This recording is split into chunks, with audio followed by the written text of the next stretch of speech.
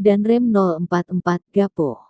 Brigjen TNI Muhammad Thohir bersama Ketua Persit KCK Koorcap Rem 044 Ibu Tina Thohir, menghadiri acara syukuran hari ulang tahun ke-79 Kodam 2, Sriwijaya, yang diselenggarakan di Gedung Sudirman Makodam 2, Sriwijaya.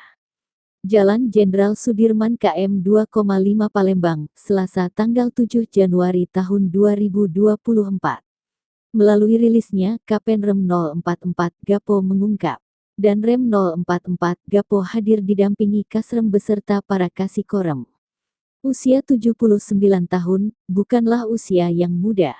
Hampir 8 dekade Kodam 2, Sriwijaya telah memberikan pengabdian terbaiknya untuk Sumatera bagian selatan, serta untuk Indonesia, kata Kapenrem mengutip pernyataan dan Rem 044 Gapo. Berbagai prestasi telah dipersembahkan Kodam 2, Sriwijaya, baik nasional maupun internasional. Momen seperti ini, kita jadikan sebagai renungan.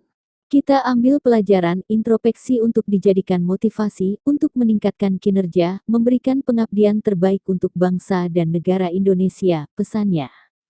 Dirgahayu Kodam 2 Sriwijaya, jayalah Garuda Sumatera, patah tumbuh hilang berganti